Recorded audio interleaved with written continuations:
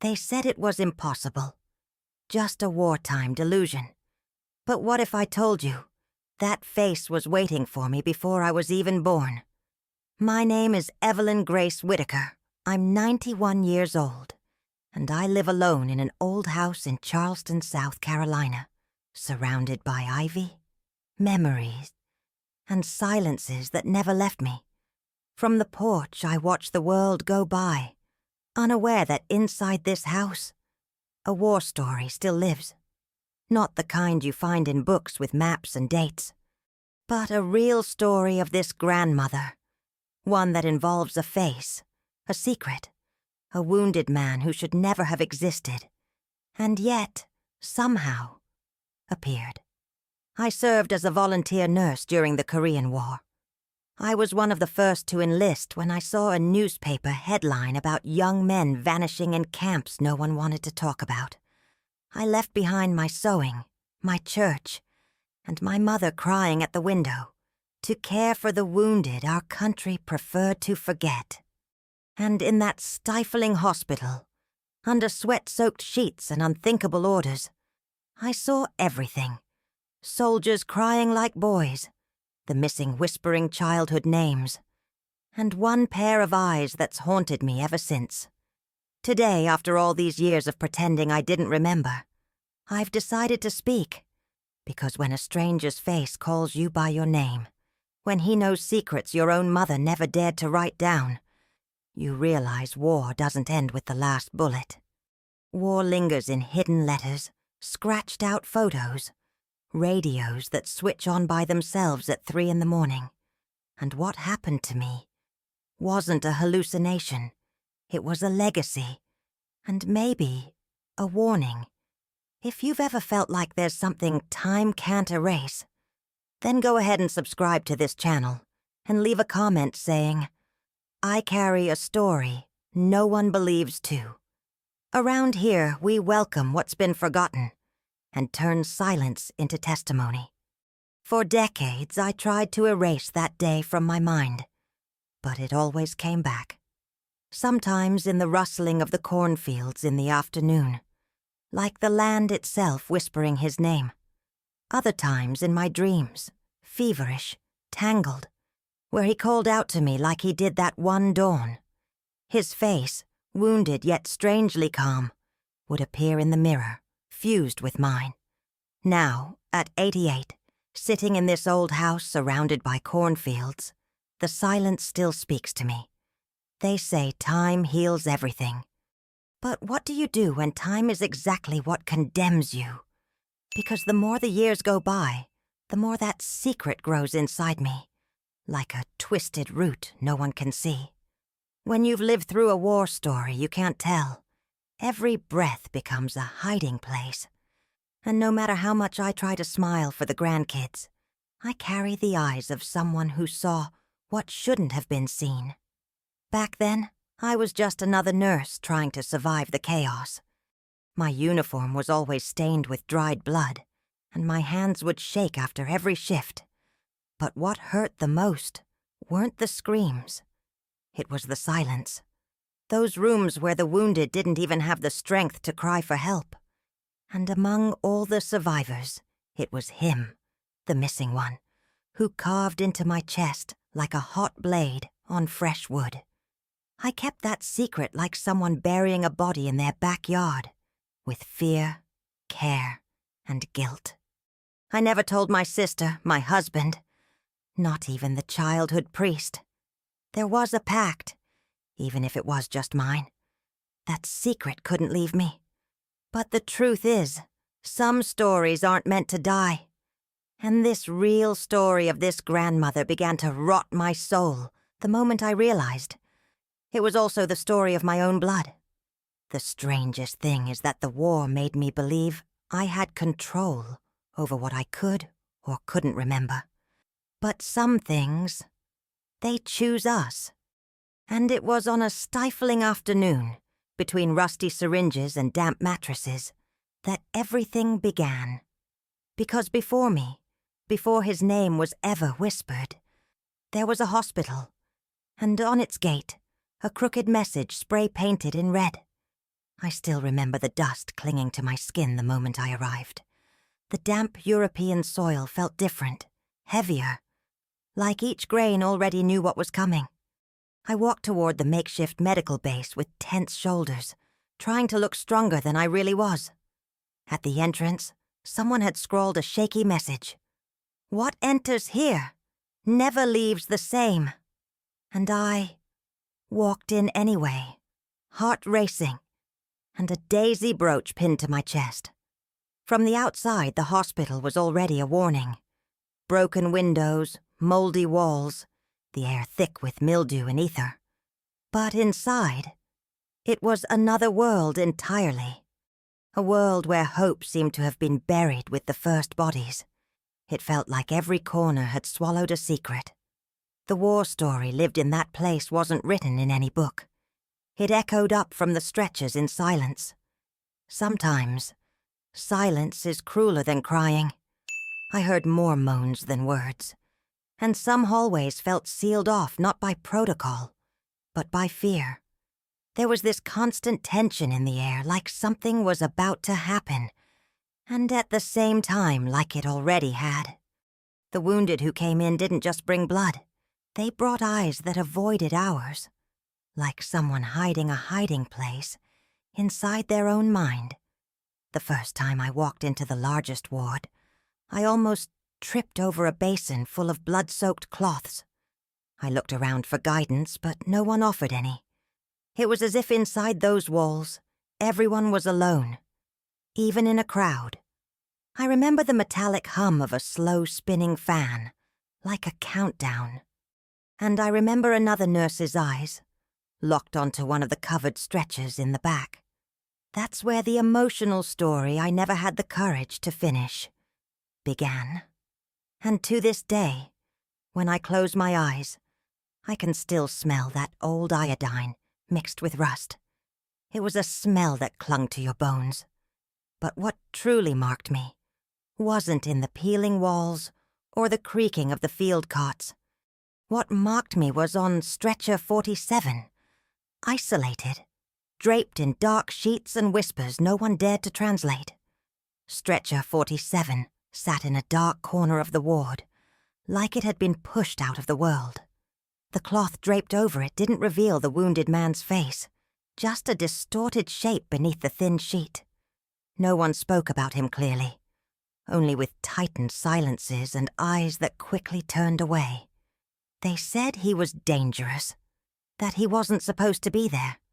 And when I asked, they'd say he was just another one of the war's many disappeared. Doctors walked right past, like that part of the room didn't exist. One of them told me flatly that I should focus on the living, not the ghosts.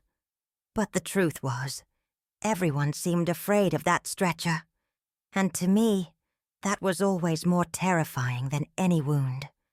When a nurse avoids looking at a patient, there's something in that body that goes beyond medicine. I remember a blonde soldier still stained with fresh blood on his uniform, whispering that man knew too much. I didn't understand what he meant at the time, but I jotted it down in my hidden notebook. War taught me that what seems senseless today might be the only key tomorrow. And in that colorless base, where war stories blurred with delusion, every detail was a scream in disguise. There were days the stretcher sat empty for hours. Then suddenly, he'd be there again. How? No one ever explained. And as much as I tried to follow orders, I could feel something about that spot begging for care. It was as if fate itself had placed that body at my feet, among so many invisible survivors. And when you're a nurse, you can feel when a secret is crying out for help. That rainy night, the nurse on duty fainted from exhaustion near the entrance. The storm was so loud you could barely hear the groans. I ran to help her, but ended up alone in the ward for several long minutes. That's when I heard it. Whispers coming from the stretcher, faint but clear. And among the broken words, one sentence pierced my chest like a cold needle. When I stepped closer to the stretcher, the sheet slipped slightly, revealing part of his face, pale, crusted with dried blood, sunken eyes, but alive. And then he whispered, in a voice that didn't match his condition, "Dorothy." You came. My whole body froze. No one there knew my full name. And he said it like he'd known me since I was a child. A strange chill crept up my legs, like my bones had shifted out of place. I looked around, but the ward was empty. Only the sound of rain and the faint clinking of glass somewhere. I moved closer, trying to figure out if it was just a fever dream. I'd seen plenty of wounded men confuse faces, mix up time and place. But there was something in the way he said it, like he had been waiting only for me. I touched his forehead with the back of my hand. Nurse's instinct. He was burning with fever, but fully aware. And the most unsettling part was the way he looked at me, like he knew things even I barely remembered. It was a deep gaze, familiar, almost complicit. In war, you learn to tell the difference between delusion and truth in someone's eyes. And those eyes weren't lying. I tried to come up with a logical explanation. Maybe he'd overheard my name. Maybe he confused me with another Dorothy. But deep down, something told me this was only the beginning. And despite the fear, I stayed there, as if that nameless wounded man was the only one I truly needed to care for. Then he whispered a second sentence, and that one tore me apart from the inside out. With a voice cracked by pain, he said something about my father, but not the father everyone knew. He spoke an old name, a name my mother swore she had forgotten, a secret buried in my Iowa childhood, one even my uncles never dared speak aloud. How did he know that? Not even my husband ever found out. And right then, beside that wounded man, I realized I wasn't just facing another survivor. He said the name. Not the one on my father's birth certificate, but the other one. The forbidden one. The name my mother whispered just once, on a night when the drink loosened her tongue and sorrow soaked her apron. She cried, saying my father had been someone else before becoming who he was. And now, decades later, a wounded stranger in a far-off war repeated that name like it was nothing. In that moment, it felt like my whole life veered off course. The cold concrete floor beneath my feet became a void. I had wondered so many times why my family avoided certain conversations, why some photos vanished from the albums. Now it all made sense. There was a real story of this grandmother that I didn't even know was mine. And that man, that wounded survivor, seemed to have come to remind me of it. I spent the night sitting beside him, listening to what he mumbled between fevers. He spoke like someone who knew the cracks in my childhood home. The brown radio my father listened to secretly in the barn. Details far too small to be coincidence. My whole body was there as a nurse, but my soul was running back to Iowa, through the cornfield paths where my father used to vanish for hours. It was like living in two timelines at once. A young woman in uniform, surrounded by wounded bodies and protocol. And at the same time, a little girl with loose braids, eavesdropping on forbidden conversations through a crack in the door. The hiding place wasn't just his. It was part of my story, too. And no matter how hard I tried to make sense of it, something deep inside already knew. He held truths I didn't even dare search for in the mirror. From that moment on, I started doubting everything. My memory, my family's stories, even the limits of what's real. Had my life been written in omissions? Was war not just what I saw with my eyes, but also what hid inside my blood? Every time I looked at him, I felt it was only the beginning. And even when I tried to find answers on paper, it was the paper that disappeared first. The next day, still in shock from what he'd said, I went straight to the central records room. I asked for access to the logs from the night before, hoping to confirm that the man was really there. The clerk, looking puzzled, said there were no new entries. I pushed, searched through the files myself. Nothing. As if the wounded man had been a hallucination. But my hands still smelled like his mercury and sweat. I went back 3 times that week, and each time something different went wrong. The papers were out of order, or someone claimed my memory was probably strained from the frontline stress. But I knew what I had lived. His war story, the one no one else could see, was the one that most needed to be told. And every time I tried to document it, it felt like some invisible force was telling me, no. I began to quietly ask the other nurses, but they all deflected, said they were too busy to notice one extra wounded man. But I knew when someone was lying out of fear. I'd seen it too many times, in prisoners, doctors, even generals. Their silence was the biggest clue that this man wasn't supposed to exist on any record. And yet, he was there, breathing, speaking, knowing. One shift, I spent hours combing through the ancient intake books, full of smudged names, crossed-out dates, misplaced identities.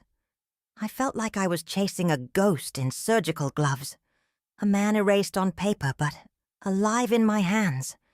And when I returned to him, still there on that hidden stretcher, he'd smile like someone who understood too much, like someone who'd seen that scene play out before, like someone who was already expecting my frustration. Every time I looked at him, I felt like he knew more about me than anyone alive, more than my mother, more than my husband, more than God some days. It was as if my life story was printed in his eyes, like an invisible file only the 2 of us could read. And when he called me again that night, voice low and rasping, it was to tell me something else, something only someone from my family could have known. It was dark that night, but I sat beside him like always, hidden from the rest of the base. He looked weaker, his breathing shallow, lips dry. Then, almost in a whisper, he looked at my chest and said, "She wore daisies too." I looked down at the brooch pinned to my sweater. It had belonged to my grandmother, something I kept more out of superstition than sentiment. She used to say daisies protected against madness, like she sensed what was waiting for me. That brooch had never caught anyone's eye. It was small, worn, made of cheap metal, but he recognized it. That wasn't possible. I remember holding my breath, my whole body suddenly disconnected, because only someone who had lived with my grandmother, or heard deeply personal stories about her, could have known that. It was a secret wrapped inside another secret, a symbolic hiding place pinned to my chest. From that moment on, something shifted inside me. I could no longer pretend he was just another patient. He knew me, in a way no one else did. And what disturbed me most was that, even in his frailty, he never asked for help. He only spoke, as if he were guiding me toward some ancient memory, forcing me to see a story my own blood had hidden from me. That was the moment I broke the rules. I began caring for him in secret. I'd slip compresses into my coat pocket, sneak him extra medicine when no one was watching. It became our silent pact. And for the first time, I felt my purpose as a nurse wasn't just to save a body, but to protect a survivor, carrying truths the war tried to bury. That real story of this grandmother began to take root there, between damp sheets, half light, and vows never spoken aloud. I knew I was crossing every line of protocol. If anyone found out, I'd be seen as an accomplice, maybe even a traitor. But how do you abandon someone who recognizes your soul? How do you ignore a wounded man carrying memories you never lived, but feel are somehow yours? And just as I asked myself that, I heard heavy footsteps approaching the infirmary. Someone important, Someone coming with orders. The next morning, the entire base felt tighter. The tension was always there, but that day, something in the air had shifted. Footsteps echoed sharper, glances grew shorter. And then he walked in. A general with cold eyes, boots far too clean for that floor. He gathered the staff, pointed toward the back of the ward, and said firmly that the man was a sensitive case and was not to be touched. His words weren't just a warning, they were a threat. Any contact, he said, would be treated as direct disobedience. Maybe even military treason. That made me tremble. I was never one to disobey orders. I'd always done my duty as a nurse, even in the hardest times. But what they were asking now was to ignore someone who was still breathing, a wounded man with a name, even if it didn't appear on any paper. The general offered no explanation, just told us to pretend that stretcher was empty. As if that were possible. As if erasing a survivor from our field of vision could erase what he knew. I felt trapped between two wars. The official one I carried in my arms, and the invisible one pulsing in the silence of that ward. And the truth was, I had already chosen my side. I returned that night, quietly, with a clean cloth tucked at my waist. He was awake, like he'd known I'd come back. When I looked at him, time seemed to freeze. There was no fear in his eyes, only acceptance, and a quiet, deep sorrow of someone who already knew the world was about to erase him again. I knelt by the bed, and I began to care for him like someone tends to a living secret. Because ignoring someone who recognizes your deepest scars is to deny your own story. War taught me that the wounded aren't divided into good or bad, right or wrong. There are the visible ones, and the ones the world tries to hide. And it was in that tense, forbidden night that he told me something else. Not about me, but about something that hadn't happened yet. Something that would change my entire life. It was late.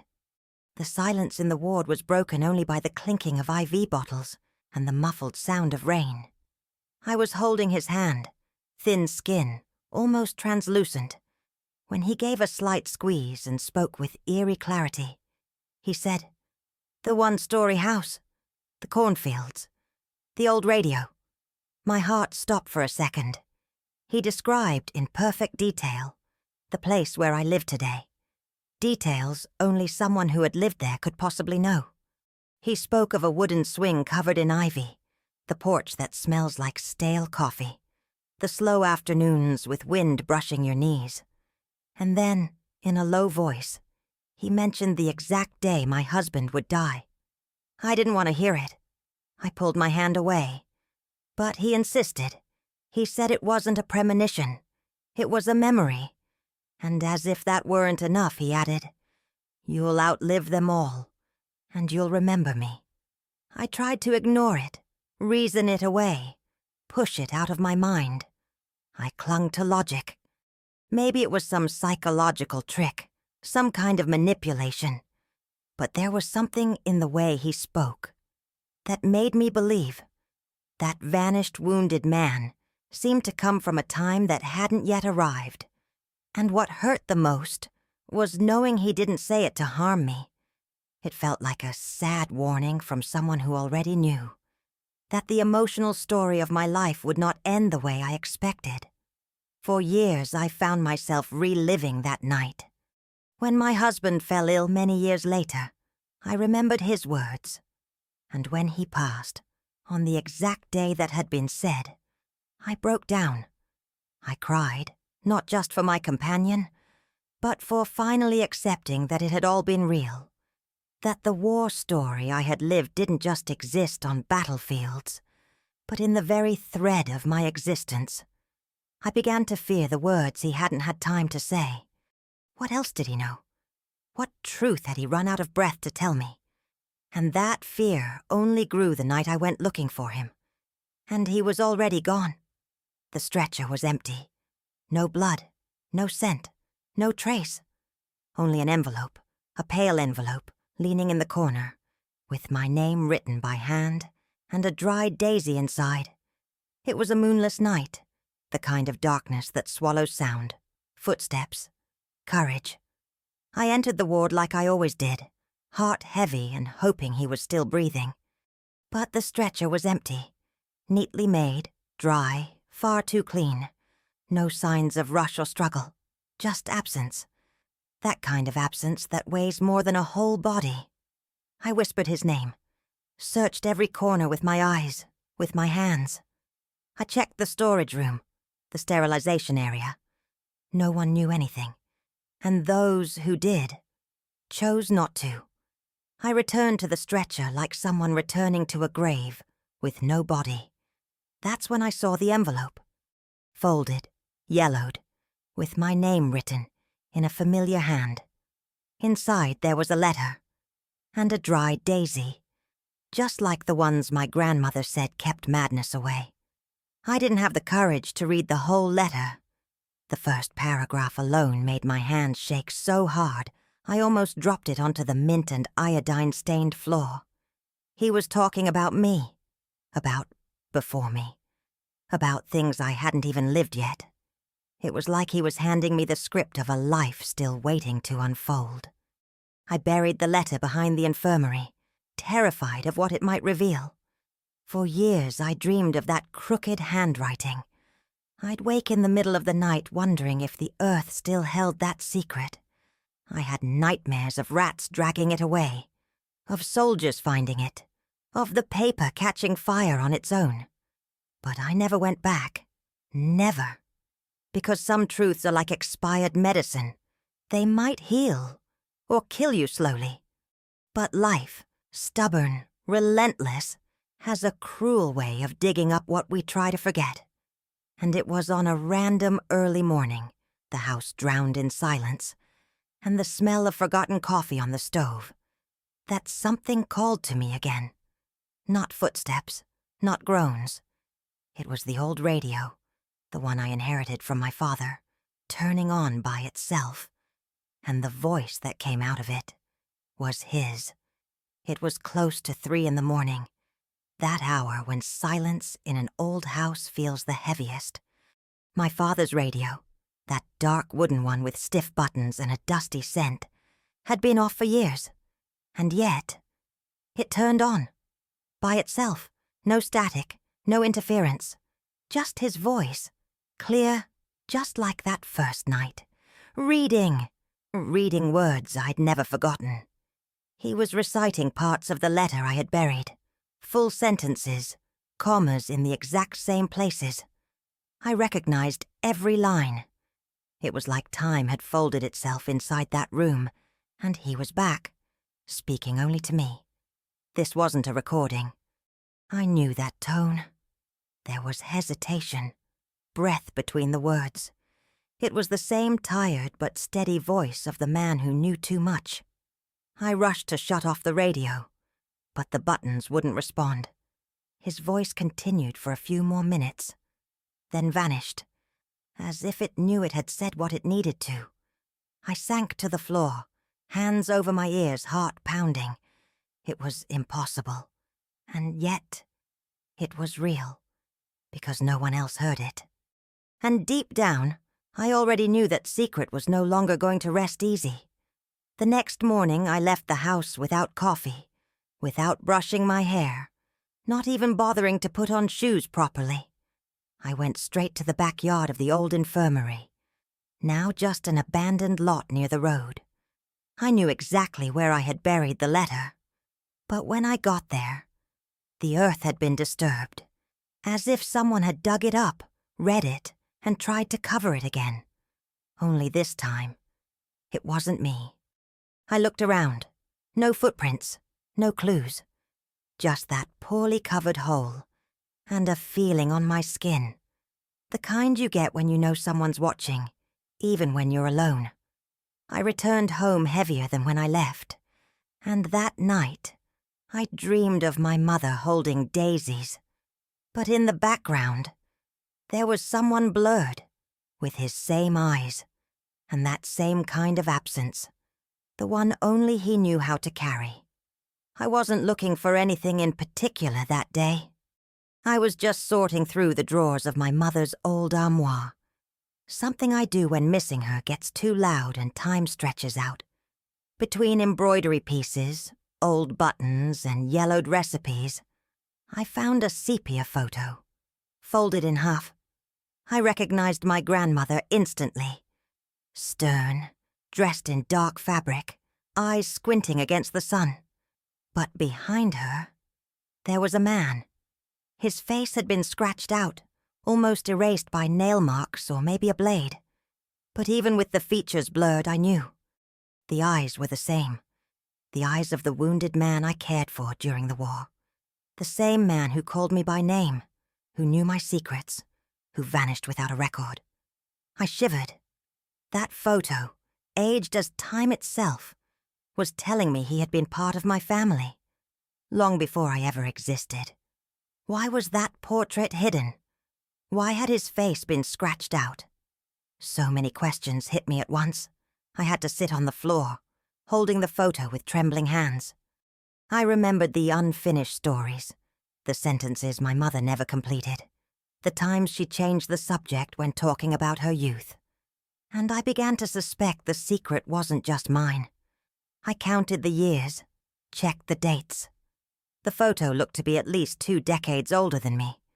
That man couldn't possibly be the same age as the one on the stretcher, unless time for him followed a different rhythm. Or maybe it wasn't the same man, but the same eyes, the same presence, the same pattern of silence and truth stitched together with invisible thread. Since then, I've started revisiting memories with new eyes. Was the man I cared for just another survivor of war? Or someone who moved across generations like a ghost with a mission? I began to realize my family held erased stories, lineages with torn-out pages. And with every new discovery, another mystery began to take shape. Because he seemed to appear over and over again, across time. I started piecing together a puzzle that, unlike the ones made of cardboard, didn't come with all the pieces. I sifted through old journals, letters with no return address, notes scribbled in haste. I began to notice strange disappearances in my family. Uncles who vanished without a trace, cousins who lost their minds far too young, switched names, rewritten documents, muddled memories. It was like we'd spent generations trying to erase an unsettling presence. My blood seemed to carry more than DNA. It held echoes. Echoes of a war story that didn't end on the battlefield, but spread like cracks through old wood. I went to the town cemetery and noticed some headstones had improbable dates. One of them, a great-aunt I never met, bore the exact month and day of the night the wounded man disappeared. Coincidence? Maybe. But too many coincidences eventually start to look like warnings. I began writing everything down in a notebook. Dates, names, fragments I remembered, words he'd said. Years later, I found out my great-grandmother also had a daisy brooch, that my mother suffered a nervous breakdown right after giving birth, and that every woman in my bloodline had some buried secret, as if each of them had at some point crossed paths with him or with whatever he represented. It was as if that man, that unregistered survivor, kept appearing across time to deliver a message, to pass on a burden, to leave a mark, a vanished soul returning to finish interrupted stories. With every new discovery, the knot in my throat grew tighter, because all of this stopped being just a personal memory and started to look like a pattern, an inheritance, a hiding place stitched into time. And in that growing silence, between sleepless nights and drawers left open, I heard a knock at the front door. 3 slow taps. The wood seemed to tremble, as if it recognized the visitor. When I opened it, it was my grandson. He held an envelope in his hands, a spark in his eyes, and then he said the words that knocked the floor out from under me. "Grandma." I found something strange in the war archives. My grandson came in slowly, like someone carrying something that he didn't quite understand. He sat at the edge of the couch and handed me a beige envelope. The old kind, smelling like paper that had slept for decades.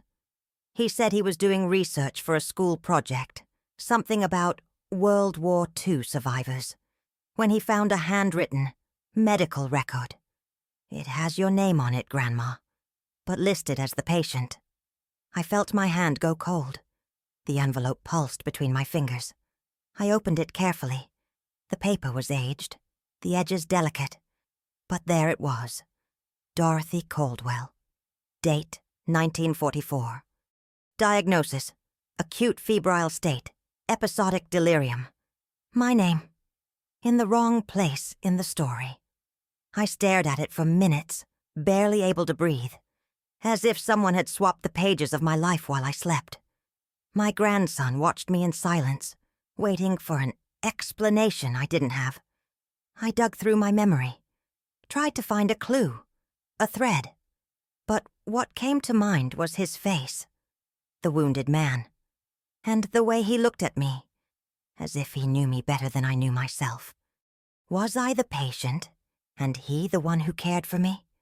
Or was there something deeper, a connection that defied logic? The emotional story of my life seemed to turn itself inside out in that single medical file. I looked at my grandson and saw something in his eyes, a flicker of recognition, a quiet spark, like he too had been touched by that presence, even without realizing it. And that's when I understood. Maybe this real story of this grandmother wasn't just mine. Maybe he, the disappeared one, had truly been shaping our bloodline, leaving breadcrumbs in brooches, in letters, in radios that switch on by themselves. Because the war told us to stay silent, to hide, forget, bury. But him? He never let me forget. Not even when I tried. Not even when I lied to myself, claiming it was all imagination. And that night, sitting beside my grandson with the file in my lap, I knew some truths wait for the right time to surface. And sometimes the right time is when you no longer expect to hear them. Today I speak, not because I want to prove anything, but because I need to release the weight I've been carrying on my shoulders for far too long. The war story I lived. It's not in books, not in memorials, not in medals. It lives in the empty spaces, in the crossed-out names, in the survivors with no records, and most of all, in the secrets I never had the courage to write down, not even in my childhood diary. I don't expect you to believe me. I don't need you to. Because when a story is too real, it challenges what logic can bear. Some things don't fit in reason, but they explode in the chest. And this emotional story I've held since that forgotten stretcher doesn't need an audience. It just needed to leave my body. Because keeping it in for so long became a wound that never healed. Sometimes I wonder, what if I'd spoken sooner? What if I had shown the letter, revealed the photo, torn through the silence back in the 60s? Maybe everything would have been different. Maybe not. But I've learned that each person has their own time to speak. And mine is now. When the porch creaks at dusk, when the corn sways like a whisper, when the portraits no longer weigh more than the guilt they carry. My grandson never brought up the file again. But the way he looks at me has changed. Like he knows there's more between heaven and names than can ever be explained. And now, when he pours the coffee and sits beside me, we sometimes stay silent. Not because there's nothing to say, but because there's too much understanding. As if he, without living it, also carries a piece of what was left behind.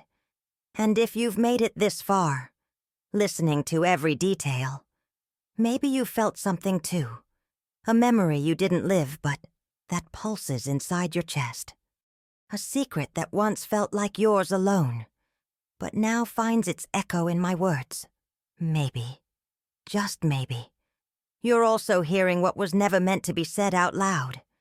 I don't know if you believe in fate, coincidence, or signs, but after all these years, I've learned that some stories don't wait to be told. They choose us. Maybe you, too, have something tucked away, a memory you've never dared to say out loud. What would happen if you spoke it now? Who knows?